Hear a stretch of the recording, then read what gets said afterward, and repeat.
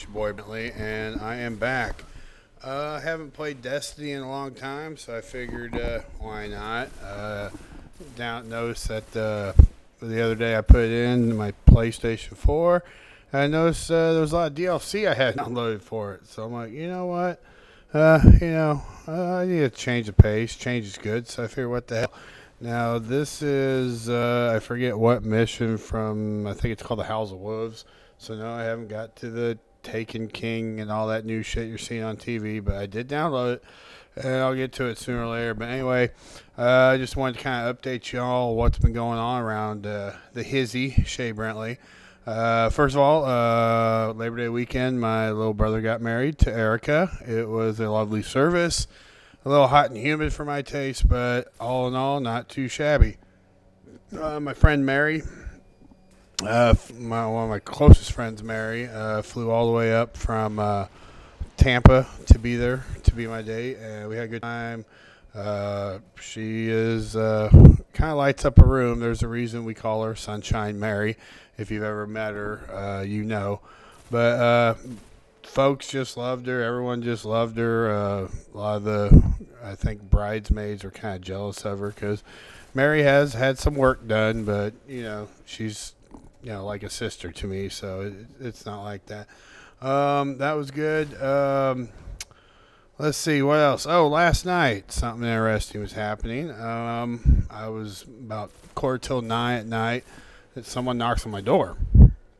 And I'm like, who the hell would be here? It must be an emergency. So I get it, and it's this neighbor down the street from me.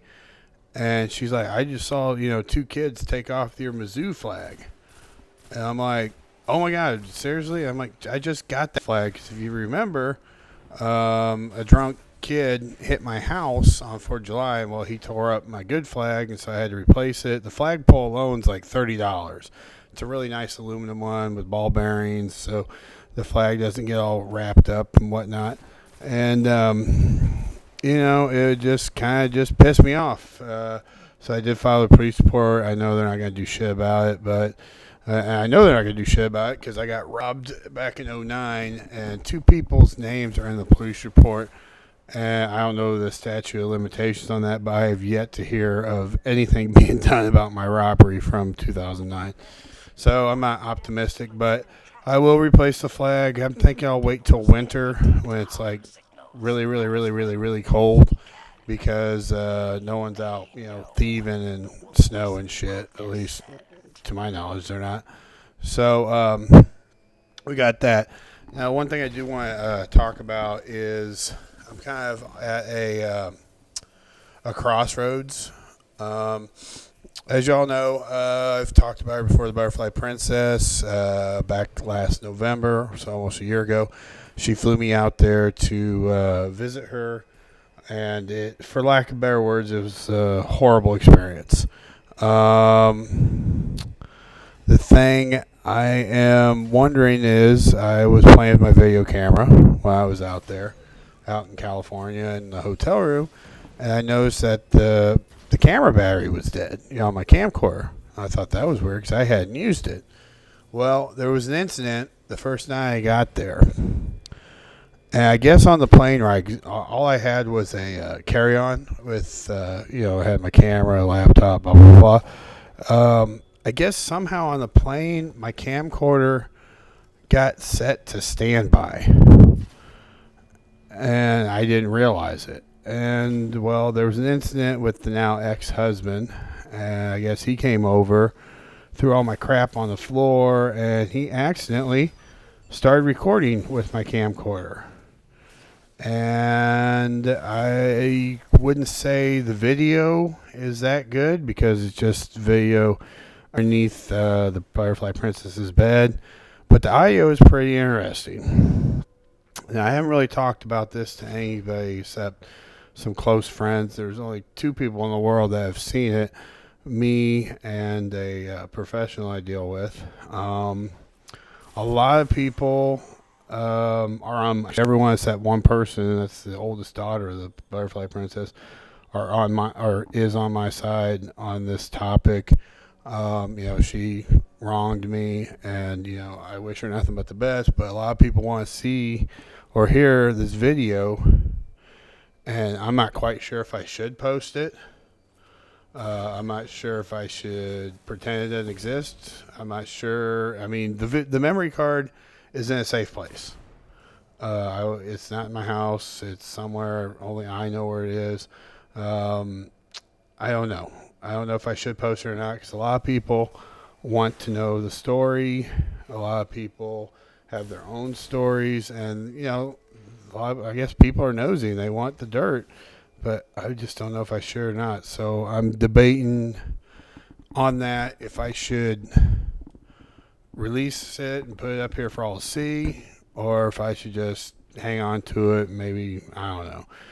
But yeah, it's basically just Io of the ex throwing all my crap at his ex-wife and calling her every name in the book. I would never talk to the mother of my children like that, no matter how mad I was at her. And I really didn't realize what I had until I was at the hotel playing with my camera. And then once I realized what I had, I tried everything I could to get out of the state of California. But as I've mentioned before, my phone was trashed by the ex, and all the information, credit card and whatnot, that I could get on the next flight out was on that old phone. And my new phone, which the Butterfly Princess did pay for, but the only reason she did pay for it is because I was going to call the cops, because it was a brand new Samsung Galaxy Note 3. I just got it, and it was a nice white one, and since no one can get their shit together in California, I ended up with a new black one. And I just don't understand how things work out there. I couldn't get out of California. It was horrible. I basically just sat in a hotel because she knew I didn't have the financial means to, be able to do stuff out there. Everything out there is 3 times what it is here in Missouri, and I don't know anybody, and she knew that from the get-go I'd be totally dependent on her. And basically all hell broke loose within 3 hours of me getting off the plane. Hell, she wasn't even at the airport to pick me up, which, where I'm from, that's extremely rude. And she's from the same neck of the woods. But, and that's one thing I've told the story about, just bits and pieces. And it's not my phone getting trashed. It's not me sitting in a hotel forever. The thing that pisses the people off the most is she wasn't even at the airport to pick me up because she was so drunk she couldn't get out of bed. And even though I called her like 2.5 hours from my layover in Denver, telling her, hey, I'm going to be delayed, come get me. Oh, I'll be there. So I don't know what to do about that. But, I really don't want anything to do with her or her fucking family. So I'm thinking about maybe not releasing it because it'd start trouble maybe. Or you could do nothing, There's many times I've said shit on this channel and I'm supposed to be being watched and whatnot, and nothing's ever happened. One thing about this person is her bark is way worse than her bite, trust me. So I don't know what to do. I'm going to mull it over. The Chiefs game tonight, personally, I don't think I'll beat Denver.